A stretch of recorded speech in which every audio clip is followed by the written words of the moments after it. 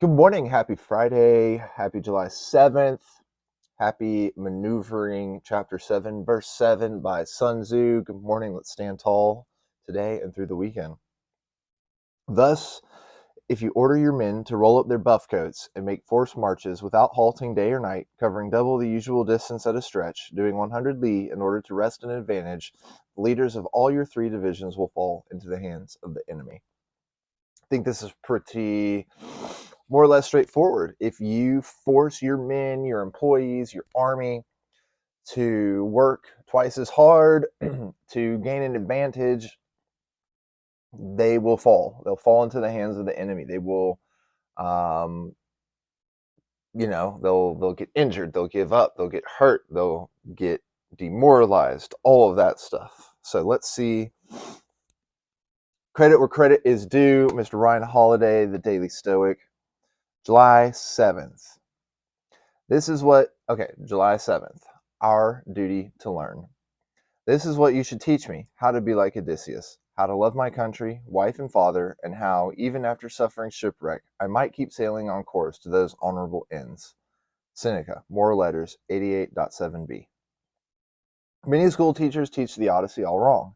They teach the dates, they debate whether Homer was really the author or not, whether he was blind. They explain the oral tradition, they tell students what a cyclops is or how the Trojan horse worked. Seneca's advice to someone studying the classics is to forget all of that. The dates, the names, the places, they hardly matter. What matters is the moral. If you get everything else wrong from Odysseus, but you left understanding the importance of perseverance, one of my favorite words, the dangers of hubris, and the risks of temptation and distraction, then you really learned something. We're not trying to ace test or impress others. We are reading and studying to live, to be good humans, always and forever.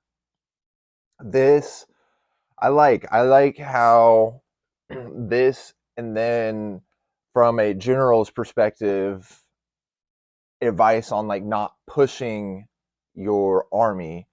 And so we relate that and metaphorize that, right, to not pushing your employees, pushing yourself.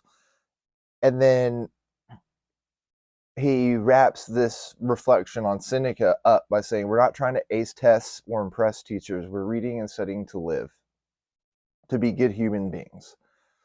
So when I read we're not trying to ace test or impress teachers, I immediately put that onto like we're trying to like double our marching speed. We're trying to gain an advantage on the enemy.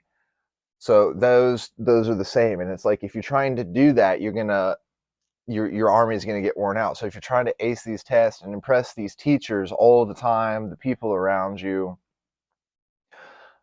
you're going to get captured by the enemy. The metaphor being like you're going to fail, you're going to give up, you're going to get all of that, whatever that might be. So I think that today, those two really, as far as July and duty is concerned, and then maneuvering and leadership from the art of war's perspective, it's very apparent that these two mean always stay focused at the task at hand.